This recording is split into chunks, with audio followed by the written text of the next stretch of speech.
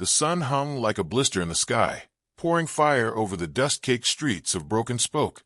Heat shimmered off the shingles of the saloon roof, and the creak of the auction stage sounded like old wood protesting Judgment Day. Buzzards circled lazily above, as if they already knew what would be left behind. A small crowd gathered by the cracked gallows, drawn more by boredom than business. Livestock shuffled in pens. A pair of mules swatted flies with their tails. Nearby, a boy gnawed jerky beside his father, who clutched a debt slip like it was a death sentence. And then she was let out. Barefoot, in a dress stained with sweat and soil, the woman stepped onto the platform.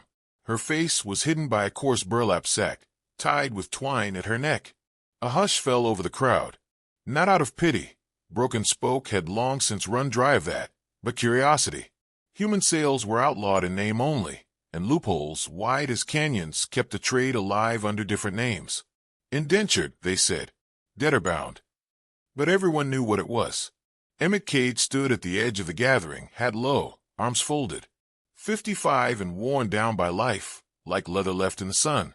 His hands were cracked from years of ranch work, his boots patched more times than he cared to count. He'd come to town for salt, nails, and feed. Certainly not for what was unfolding on that stage. Yet something in the way she held herself, straight despite the humiliation, still as the earth before a quake, kept him rooted. $5, called the auctioneer, voice cracked and nasal. Strong back, good teeth, doesn't talk. Some of y'all might prefer that. Laughter rippled through the men, loud and mean. Cursed, muttered a woman behind Emmett. That's why the sack. Says she brings bad luck. Probably got a face like a rattler's belly. Someone else chimed in. No one bid. The auctioneer looked annoyed. He spat into the dirt. 2, Emmett said, surprising even himself. The silver glinted in his palm. 2 worn coins. Silence. Sold, the auctioneer snapped, faster than a card shark. She didn't flinch when he approached. He offered no words, just turned and walked. She followed. They rode back in silence. The road to Dry Creek Ranch was long and empty. The land stretched thin by drought. Wind carried whispers across the brittle grass, and the sky above was a relentless pale. Emmett rode ahead, the woman behind him on the second horse. She didn't ask where they were going. Dry Creek sat at the base of 2 hills, nestled between dry mesquite and dry fence posts. Once, it had been a proud spread, good cattle, a barn that echoed with laughter, a wife who sang while sewing. Now it stood like a memory that wouldn't fade. Paint peeled from the porch. The windmill had lost its spin. Only Emmett, an old cattle dog named Whiskey, and ghosts remained. He showed her the small bunkhouse near the stable. You sleep there, he said, voice low gravelly. Chores at first light. You work, you eat. You don't run. She said nothing.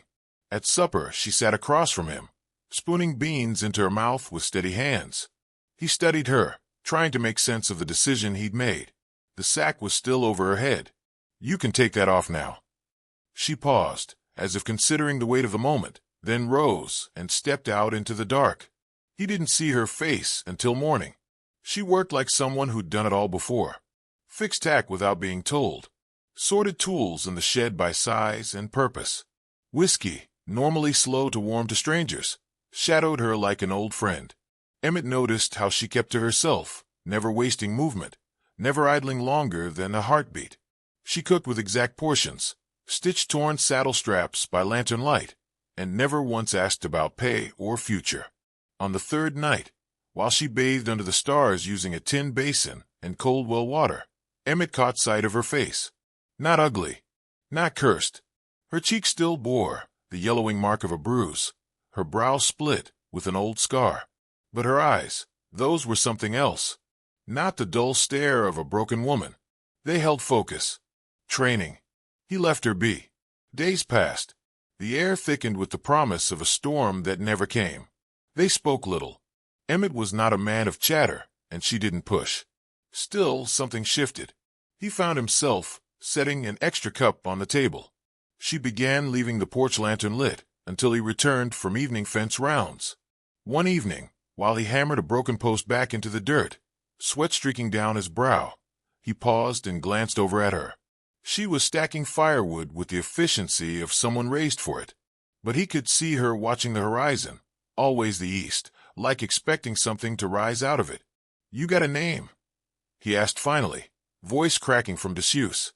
She looked up from the stack, took her time brushing a stray strand of hair behind her ear. "My name is Clara," she said.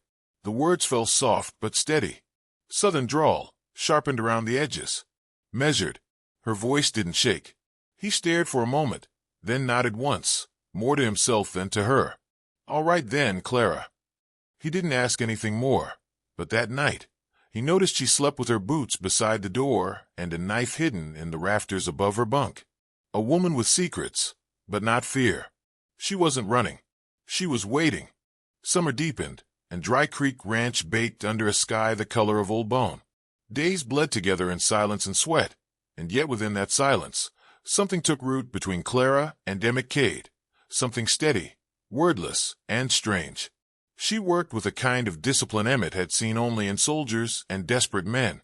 Her hands were quick and exacting, whether stitching leather or calming a restless colt. The livestock grew quieter around her, the barn ran tighter, and the fences stood straighter. They rarely spoke, but their movements began to mirror each other, passing tools without asking, cooking without fuss, sharing coffee in the morning chill. Emmett, who hadn't known peace in years, started sleeping through the night again. One evening, while loading hay bales, a pitchfork slipped and gouged his palm open. Clara said nothing, just took his hand, rinsed it, and began to wrap it with a strip torn from her own shirt. Her fingers were sure, gentle. Emmett glanced down and noticed a mark inked into the skin just beneath her wrist. 2 crossed rifles, faded but unmistakable. He said nothing. She tied the bandage tight. A week later, a dust-covered drifter came riding down the trail from the north. His horse was half lame, and his eyes kept darting over his shoulder like something might be following. Emmett recognized him as Wes Carlin, a saddle tramp who played both sides of trouble, depending on who held the gun. Wes drank 2 fingers of whiskey on the porch before leaning in. "That woman of yours," he said, voice low. "You know what she is." "She's not mine," Emmett replied, quiet. "I seen her ride once. Fort Nolan. Thought she was cavalry, the way she moved.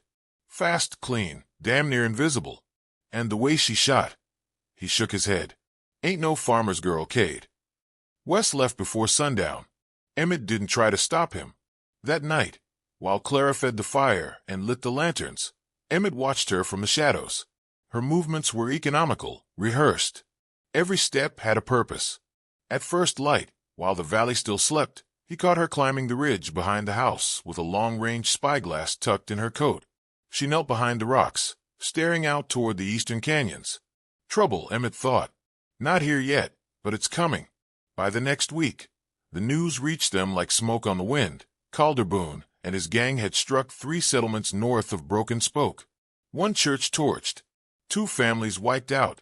Survivors said Boone wore a duster made from Union blue, torn and scorched, and carried a sidearm with silver snake carvings on the handle.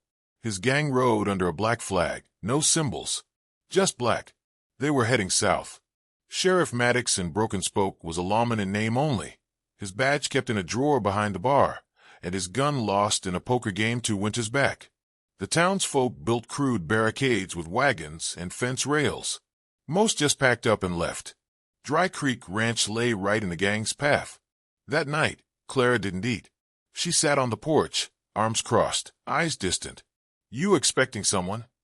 Emmett asked. She looked at him for a long time, then nodded. "Yes." He waited. "I came here for Boone," she said.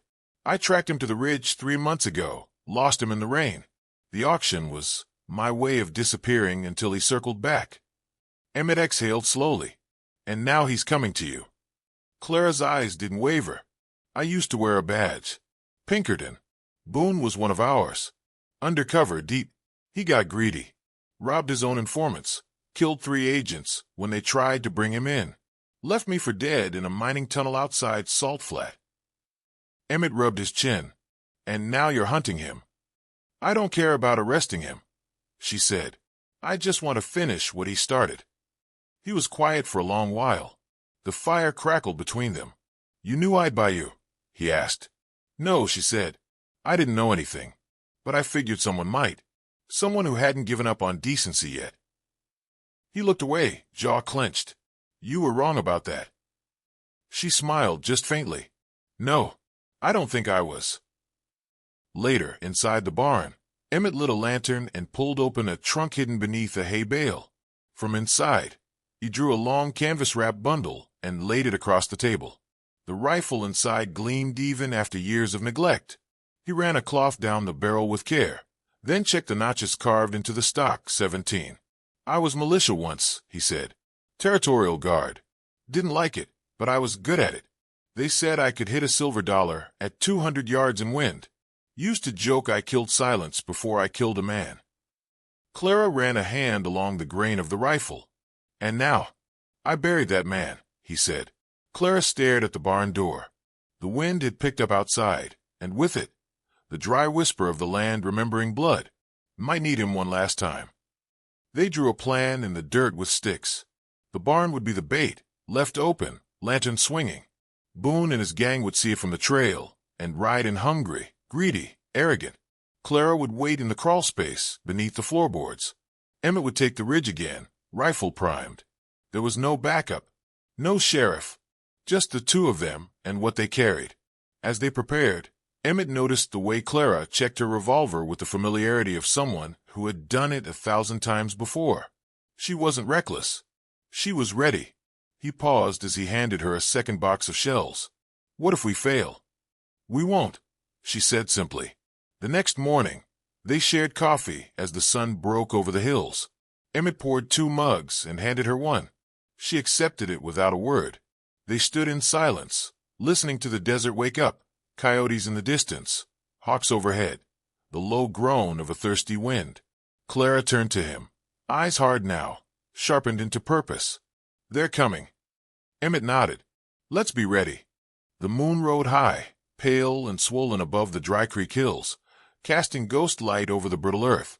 Every shadow stretched long. Every creak of the windmill twisted tighter in the gut. The ranch was silent, too silent. Horses were penned far from the barn, lanterns left glowing just enough to hint at life. Windows cracked to let in the waiting night. From the ridge, Emmett lay flat, breath shallow, rifle resting in the crook of his elbow. His heartbeat thumped steady against the stock. Below, the barn door swayed gently in the wind, a glowing lure in the open dark. Clara crouched behind the stacked feed crates near the entrance, eyes narrowed, finger brushing the trigger of her Winchester. Her face was calm, coiled. Then they came. 6 riders crested the far rise in a jagged line, dark as ink against the moonlight. Calder Boone rode in the center, his long duster flapping behind him like torn wings. His horse was blood bay, eyes wild, hoofs striking sparks from the stone. No words were spoken. They fanned out as they approached, circling the barn like wolves scenting blood. One dismounted, peering inside. Clara didn't blink. The lantern inside the barn flared suddenly, then shattered, gunfire from Emmett's perch. The rider at the doorway dropped before he could scream. Chaos cracked open like thunder. Clara sprang from the shadows, rifle barking fire. Emmett rolled onto his elbow, found another rider, and squeezed the trigger. The man tumbled off his saddle with a grunt and a cloud of dust. The rest scattered, hoofs thundering. Boone wheeled his horse, shouting orders, his revolver already in hand. Clara shot once, missed by inches as he ducked behind a wagon. 2 of Boone's men tried to flank the barn. Emmett dropped one clean through the chest. The other dove behind a trough, bullets chewing through the wood. Then something shifted. Boone spurred his horse and bolted, darting around the rear pasture and toward the canyon trail beyond. Clara was after him in seconds, rifle slung over her back, sidearm drawn. She vanished into the dark, like she was part of it. Emmett cursed and tried to rise. A burning line of pain along his thigh told him a bullet had kissed him. He gritted his teeth, wrapped a length of cloth around the wound, and limped toward Whiskey's stall.